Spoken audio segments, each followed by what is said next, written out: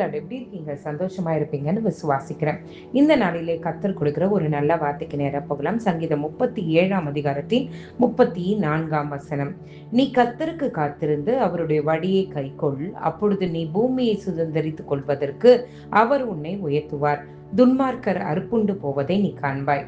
இன்றைக்கு ஆண்டவர் தீர்க்க தரிசனமாய் சொல்லுகிறார். நிறைய பேரு அவசரப்பட்டு நீங்களா ஒன்று சூஸ் பண்ணிக்கிறீங்க. அது பெண்ணா இருக்கட்டும், ஆணா இருக்கட்டும், இல்லைன்னா உங்களுடைய வாழ்க்கை துணையா இருக்கட்டும், இல்லைன்னா நீங்க போகிற பிஸ்னஸா இருக்கட்டும், இல்லைன்னா வேலை வேற ஏதாவது ஒரு ஆஃபீஸா இருக்கட்டும், இல்ல ஏதோ ஒரு ரூட்டை நீங்களே அவசரப்பட்டு செலக்ட் பண்றீங்க. கேட்டா ஒண்ணே ஒன்று சொல்வீங்க, எவ்வளோ நாள் தாங்க நாங்க இப்படியே உட்கார்ந்துருக்கிறது, ஆண்டவர் எதுவுமே காமிச்ச மாதிரி தெரியல, அதனால நானே ஒரு ஸ்டெப்பை எடுத்துட்டேன் அப்படின்னு நீங்க நினைப்பீங்க. ஆனா இங்க வசனம் சொல்லுகிறது, நீ கர்த்தருக்கு காத்திருந்து அவருடைய வழியை கைக்கொள், அப்பொழுது நீ பூமி சுதந்திரித்துக் கொள்வதற்கு அவர் உன்னை உயர்த்துவார். அப்போ நம்மளுடைய லைஃப்ல உயர்வை காணணும்னா கர்த்தருக்காய் காத்திருந்து அவர் எந்த வழியை காட்டுகிறாரோ அந்த வழியை கை கொள்ளும் போது நிச்சயமாக அவர் நம்மை உயர்த்துவார். அது மட்டுமல்ல, அவர் சொல்றாரு, துன்மார்க்கர் அறுப்புண்டு போவதை நீ காண்பாய். உனக்கு எதிராக யார் எழும்பினாங்களோ அவங்க அறுப்புண்டு போகிறது உங்களுடைய கண்கள் காணும் என்று ஆண்டவர் உங்களுக்கு வாக்கு கொடுக்கிறத நீங்க பார்க்க முடியும். இன்றைக்கு நம்ம எப்படிப்பட்டவர்களா இருக்கிறோம்? அவசரப்பட்டு காரியங்களை சேர்க்கிறவர்களா, அதாவது எடுத்துக்கொள்ளுகிறவர்களா இருக்கிறோமா? லோத்து பாருங்களேன், அப்படியே பார்க்கிறான், தன்னை சுற்றி பார்க்கிறான். ஆபிரகாம் சொல்றாரு, நீ வடக்க போன நான் தெற்க போறேன், நீ கிழக்க போன நான் மேற்கே போறேன்னு எல்லாம் சொல்லும்போது அவன் பார்க்கிறான். அவன் கண்ணுக்கு பசுமையாய் தேவனுடைய தோட்டத்தை போல இருக்கும் சோதம் குமராவை அவன் தெரிந்து கொள்கிறான்.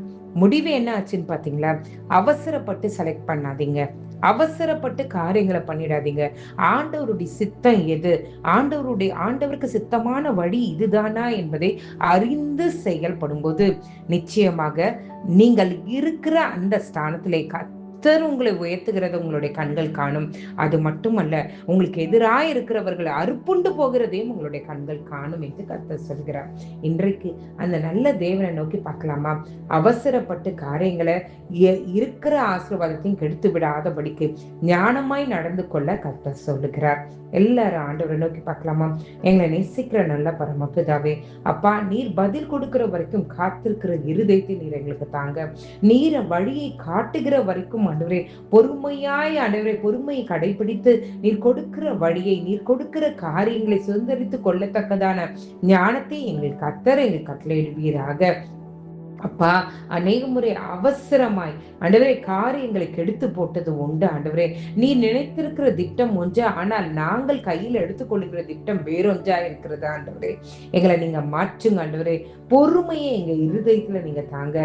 என் கர்த்தர் கிரியை செய்கிறதை நாங்கள் கேட்டு, ஆண்டவரே, என் கர்த்தர் எங்களுக்கு சொல்லுகிற வழியை நாங்கள் கண்டு அதில் நடக்கிறவர்களாக இருக்கும்போது ஆண்டவரே, நீர் எங்களை உயர்த்துவேன் என்று நீங்க சொல்லியிருக்கீங்க. ஆண்டவரே, எங்களை உயர்த்துங்க. ஆண்டவரே, எங்களுடைய உயர்வை எங்களுடைய கண்கள் காணணும். ஆண்டவரே, அது மட்டுமல்லாமல் எங்களுக்கு எதிராய் நின்றவர்கள் அறுப்புண்டு போகிறதையும் எங்களுடைய கண்கள் காணணும். ஆண்டவரே, அப்பா, நீர் எங்களோடு இருக்கிறீங்கன்றதுக்கான ஒரு அடையாளத்தை எங்களுக்கு உருவாக்குங்க. ஆண்டவரே, அப்பா, நீர் எங்களோடு இருங்க.